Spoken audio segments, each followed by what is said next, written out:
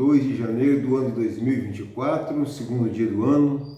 Espero que para todos vocês o Natal e o Ano Novo tenham sido maravilhosos e que Deus dê força a todos nós para o ano que vem. Hoje nós vamos falar sobre as ideias inatas do Espírito. São aquelas ideias que as pessoas manifestam aqui na Terra, independentemente de um aprendizado qualquer, de um aprendizado prévio. As pessoas já trazem aquilo consigo, e o que leva muito algumas pessoas a dizerem assim: isso é um dom de Deus. E eu sempre repreendo isso aí: não é um dom de Deus, é o esforço. Deus não dá nada de graça a ninguém. Deus não transforma ninguém em Beethoven, em Chopin, em Vivaldi, por aí afora, e deixa outros apaixonados por música como eu, e estou até hoje aí me esforçando para tirar algumas notinhas no violão. Entenderam? Deus quer o esforço de cada um. Mas antes da gente entrar nesse detalhe, eu quero pedir a todos vocês para não se esquecerem, primeiramente, de se inscrever no canal, dar like, apertar o botãozinho de notificações e depois compartilhem à vontade para ajudar o canal a crescer e todas essas explicações, mesmo que simples, chegarem a todos. Vamos lá então. Essa pergunta essa é a pergunta 218 de O Livro dos Espíritos. Kardec fez da seguinte forma: encarnado, conserva o espírito algum vestígio das percepções que teve e dos conhecimentos que adquiriu nas existências anteriores? O Espírito da Verdade respondeu que guarda vaga lembrança que lhe dá o que se chama ideias inatas. Uma respostinha curta e simples. E Kardec vai fundo na questão, pergunta da seguinte forma: não é então quimérica a teoria das ideias inatas? Olha bem, não é uma quimera a teoria das ideias inatas? E o Espírito da Verdade, não. Tá? Porque algumas pessoas do passado podem dizer: isso é bobeira, isso é quimera, ele nasceu com isso aí, às vezes uns nascem, outros não nascem. Aquelas pessoas que estão sempre prontas a detratar tudo sem um aprofundamento profundo nas coisas, não é assim? Nós humanos somos assim. A gente não gosta de alguma coisa, a gente levanta a bandeira contra e vai por aí afora. Então, certamente, Kardec, já sabedor disso, fez essa pergunta. E o Espírito respondeu: não. Os conhecimentos adquiridos em cada existência não mais se perdem. Liberto da matéria, o Espírito sempre os tem presentes. Ou seja, tudo aquilo, meus irmãos, que vocês estão adquirindo agora, tudo aquilo que vocês estão fazendo agora para o crescimento moral e intelectual de todos vocês, não se perde com vocês. Vocês vão desencarnar, nós vamos desencarnar, todos nós, pode ser hoje, amanhã, não importa o dia. Mas tudo isso faz parte do nosso acervo psicológico, da nossa psique, da nossa alma, de nós. E isso a gente não perde, isso nós não perdemos, tá? Agora, uma coisa é certa: tudo isso foi adquirido com o nosso esforço, com o nosso estudo, porque Deus quis assim. Antes que alguém fala por aí: mas esse rapaz não tem fé em Deus. Eu tenho muita fé em Deus, sim. Apenas compreendo Deus da maneira que eu acho lógica. Deus não privilegia ninguém. Deus não privilegia ninguém. Ele dá a todos a mesma oportunidade de partir do zero e chegar até a genialidade, de chegar até a angelitude. E nessas longas e longas e longas encarnações, né, por esse universo sem fim, nós chegaremos à perfeição algum dia, todos nós, né? Então, o que nós já adquirimos, a nossa sabedoria de agora, isso é patrimônio nosso. Aliás, a única coisa que a gente leva para lá, porque o resto fica aqui. Tem gente matando e fazendo guerra por causa de bobeira, fica tudo aqui. Só vai os atos, as consequências. Então, vocês estão sabendo, liberto da matéria, fora do corpo físico, o Espírito sempre os tem presentes, né? Os tem presentes.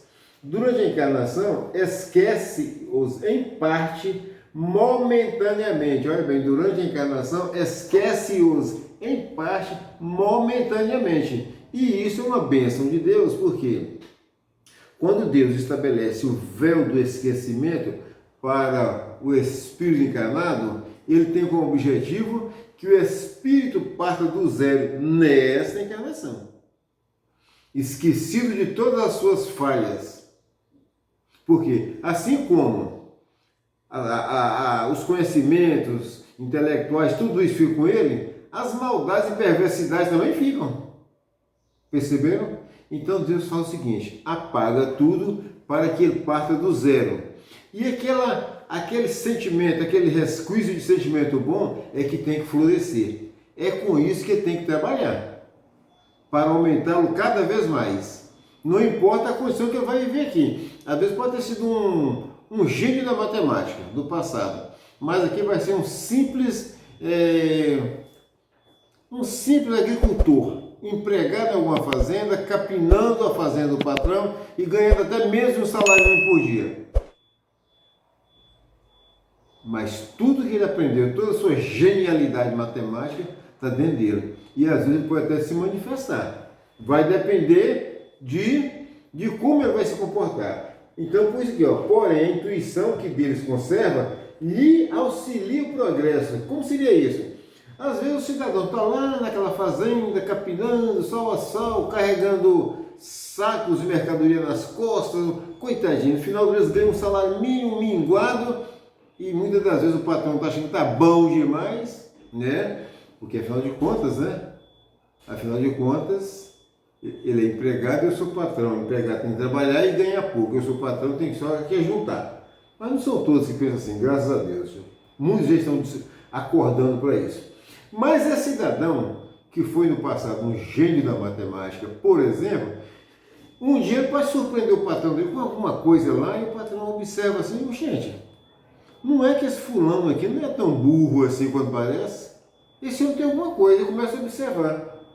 E aí, ele fala alguma coisa, fala outra daqui, casualmente, o patrão vai lá, não é que aqui tudo que aquele camarada fala dá certo? O cara sabe fazer conta como ninguém, o cara fez isso, fez aquilo, nossa senhora. E eu deixando esse cara só capinando e carregando balaios de mercadoria de milho seco nas costas? Não, pera aí. Aí, fulano, vem cá. A partir de hoje, você vai tomar conta para mim daquela turma ali, vai cuidar disso aqui para mim, você não vai capinar mais não. Olha um pequeno progresso para ele acontecendo. Tá vendo? Aquelas intuições de conhecimentos profundos da matemática do passado está auxiliando ele agora, até sem querer. Se não fosse assim, teria que recomeçar constantemente. Então, se aqueles conhecimentos da matemática tivessem sido apagados em definitivo da mente dele, ele seria um zero à esquerda agora. Eu sou péssimo em matemática. Com certeza não aprendi nada em vidas passadas. Eu não sei, né? Porque tive muito trabalho com matemática na minha vida de estudante. Muito mesmo. A parte de ciência, física, biologia, história, geografia, essas coisas, tudo era modéstia à parte, era só 10. Português também me saía muito bem, mas a tal da matemática era um sufoco. Por que eu não sei? Creio que nas minhas encarnações passadas eu não dava confiança na matemática. Mas alguma coisinha eu sabia. Tanto que eu consegui aprender alguma coisinha aqui para tirar assim um 6, 6,5, um 7 já era uma coisa assustadora, mas conseguia. Entenderam isso aí? Era o pouco que eu fiquei que acabou se manifestando aqui e eu consegui dar conta aqui de um estudo aqui. Mas se isso tivesse apagado de mim, passa uma borracha nisso aí, eu estaria começando do zero aqui e provavelmente teria dificuldade de aprender até aquela velha tabuada. 1 mais 1, 2, 2 mais 2, 4 e vai por aí afora. Tá? Continuando, em cada nova existência, o ponto de partida para o espírito é o em que na existência precedente ele ficou. Tá bom? Tá tudo momentaneamente sob aquilo que se chama véu do esquecimento, mas não está perdido. Ele está sob o véu do esquecimento, até porque, gente, vamos imaginar, até porque aquelas qualidades dele, aqueles conhecimentos, se ele não estiver moralmente bem, ele vai usar para o mal. Observe o caso do cidadão aí que eu falei aqui, que estava lá só carregando balaios e balaios de milho seco nas costas, de sol a sol, né? Ele já tinha algumas qualidades, tanto que ele pensou e falou com o patrão que aqui poderia ser assim, e o patrão achou bom. Mas se ele fosse um homem assim, com um moral muito baixo mesmo, ele ia fazer exatamente o contrário. Ele ia pensar alguma forma para o patrão dele se danar. Com aquele ódio de vingança, aquela chateação, com aquela indignação por estar ali carregando milho nas costas, capinando, carregando arroz pelas costas, batendo arroz no quintal, sabendo ou tendo dentro de si a sensação íntima de que pode muito mais. Então, graças a Deus, nós estamos todos aqui com a bênção do esquecimento. Kardec fez a seguinte pergunta assim, ó. Grande conexão deve então haver entre duas existências consecutivas? Grande conexão deve haver entre duas existências consecutivas? A minha passada e essa agora. Alguém disse assim, não, nem sempre. Nem sempre. Tão grande, nem sempre, vírgula. Tão grande quanto talvez o suponhas, dado que bem diferentes são, muitas vezes, as posições do espírito nas duas, e que no intervalo de uma a outra pode ele ter progredido. Então a minha encarnação atual não guarda conexão com a passada, tá?